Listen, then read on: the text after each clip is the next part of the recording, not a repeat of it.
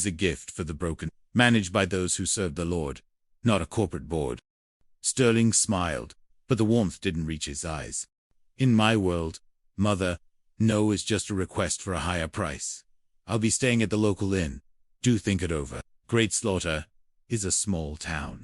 It would be a shame if his newfound prosperity was interrupted. Sam Gillespie, briefed on the meeting, felt a chill that had nothing to do with the Cotswold wind.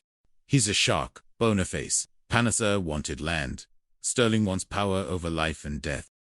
Chapter 11. The Midnight Theft. The threat wasn't empty. 2 nights later, an alarm a clever tripwire system Boniface had triggered in the laboratory. Sam and Felix arrived within minutes, but the scene was a wreckage of broken glass and uprooted plants. The indigo flowers had been decimated. The glass vials containing the concentrated essence were gone, and most devastatingly, Elena, who had been helping Boniface in the garden, was missing. He didn't just take the seeds, Ruth said, her journalist instincts flaring as she surveyed the chaos. He took a witness. He needs Elena to show him where the remaining stock is hidden. Ruth's investigation into Sterling's past revealed a trail of miracle cures that had left behind a wake of suppressed side effects and bankrupt competitors. He's not a doctor. He's an alchemist of greed, she told Sam. They traced Sterling to an abandoned warehouse on the outskirts of the Sedgwick estate. Inside, Sterling had set up a mobile lab, forcing Elena to identify the potency of the extracted oils. The girl is useless without the formula, Sterling snarled as Sam and the team burst in. He held a syringe filled with the concentrated apostle essence. If I can't have the monopoly, nobody will. 1 dose of this unrefined extract and the results will be unpredictable. In the ensuing struggle, Sister Boniface didn't use a weapon. She used her knowledge. She had noticed the chemical reaction between the apostle oil and the copper pipes in the old warehouse. With a well-aimed toss of a catalytic powder she always carried, she triggered a non-toxic but blinding cloud of thick, purple vapor. In the confusion, Sam tackled Sterling, while Felix rescued Elena. The syringe shattered on the concrete floor, the precious liquid evaporating into a scent that momentarily filled the room with an overwhelming sense of peace. Chapter 12. The Heart's True Legacy. Sterling's arrest for kidnapping and theft effectively ended Apex's interest in Great Slaughter.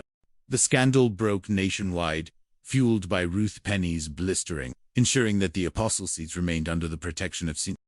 But the seeds had one last secret to reveal. Sister Boniface discovered that the indigo flowers only bloomed when the soil was nourished by a specific type of limestone found in the North Cloister. The very stone Sister Helena had died protecting. It's a closed loop, Boniface explained to the sisters during a sunset gathering in the garden.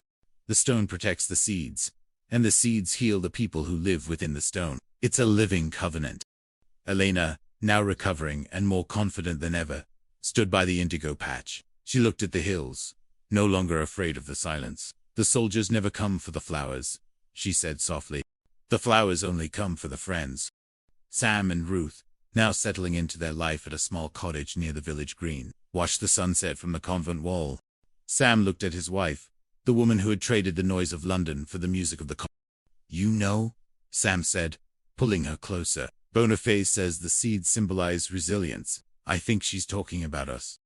Ruth laughed, a bright, clear sound that echoed through the cloisters. I think she's talking about the town. Sam, we're just the gardeners. As night fell, the bells of St. Vincent's began to toll, a deep, resonant sound that felt like the heartbeat of the world. The mist returned, but it was no longer a shroud. It was a blanket, tucking the village into a sleep that was guarded by faith, science, and a heart of stone that had finally, permanently, turned into gold. Chapter 13. The Ghost of the Eye. Just as the town began to settle into its new rhythm, a series of cryptic messages began appearing on the walls of the old chapel.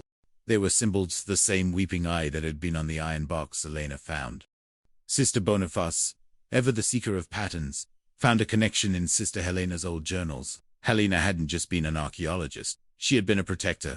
The Eye of Providence was a remnant of a brotherhood, dedicated to keeping the apostle seeds out of the hands of those who would weaponize them.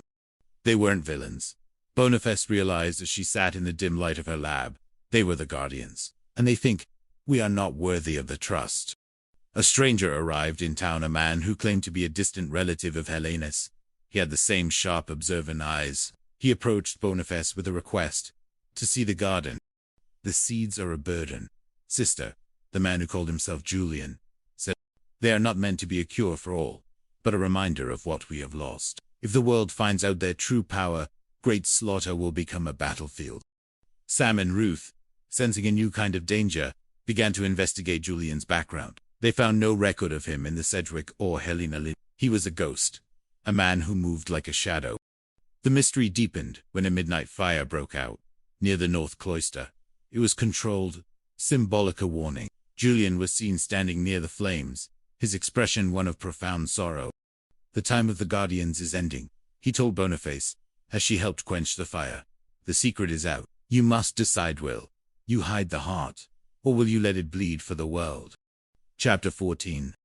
The climax came on the eve of the first anniversary of the Sister Helena house. A group of men, dressed in the garb of the Forgotten Brotherhood, entered the convent grounds. They weren't there to steal, they were there to reclaim. Julian was their leader. He challenged the sisters to prove that the seeds would be used for the right reasons. Greed already tried to take them, he argued. How do we know the church won't do the same, or the government? Sister Boniface stood her ground. She showed them the work being done at the house, the women being healed, the lives being rebuilt. "The seeds are not a power," she said, her voice steady.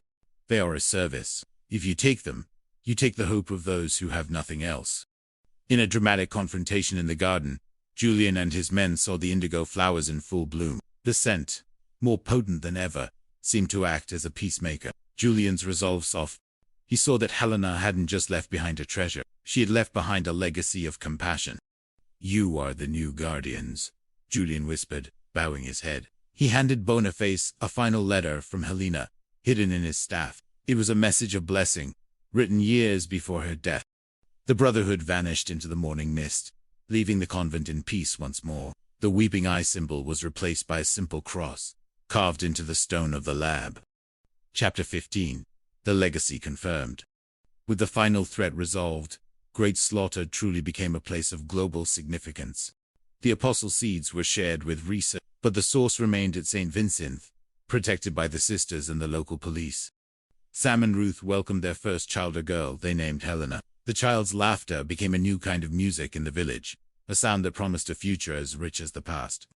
Sister Boniface continued her research, but she also spent more time in the garden, simply watching the bees. She knew that science could explain the how, but only faith could explain the why. The stone heart of St. Vincent's had indeed become a heart of gold. It was a living, breathing testament to the power of forgiveness and the endurance of truth. The Stone Heart of St. Vincent, a novel of mystery, romance, and redemption in Great Slaughter. Chapter 1. The Echo of 500 Years. The mist clung to the rolling hills of Great Slaughter like a shroud of grey silk, damp and unyielding. It was a morning that felt heavy with the weight of centuries, the kind of Cotswold dawn where the line between the earth and the sky blurred into a singular, melancholic silver. For Sister Boniface, standing at the arched window of her laboratory at St. Vincent's Convent, the view was bittersweet. For 500 years, this stone edifice had stood as a bastion of peace, a sanctuary for the broken, a fortress for the devoted, and, more recently, a world-class hub for forensic chemistry. Now, the air smelled of change, and to Boniface's sensitive nose, it was a foul vintage. It smelled of the cold, metallic ink on legal contracts, and the acrid diesel fumes of a progress that didn't care for prayer. 500 years, she whispered, her breath fogging the ancient glass. Enduring, perennial, this be the time of our quincentennial, and yet, it feels like an ending. She wasn't just reciting history, she was reciting a eulogy. The convent, the only home she had known for decades, was being sold. The land, which had witnessed the rise and fall of Tudor kings and the quiet endurance of local farmers, was destined to become Lord Adam Sedgwick Towers. To the developers, it was a modern luxury living solution. To Boniface, looking at the blueprints, it looked like a skeletal cage of glass and steel designed to imprison the soul of the village. In the courtyard below, the rehearsals for the pageant were underway, providing a chaotic soundtrack to her morning. Miss Thimble, the town's most anxious music teacher, was waving her baton with a frantic energy that suggested she was trying to ward off evil spirits, rather than conduct a choir. No, Dotti! The voice of Sister Peter boomed from the makeshift stage,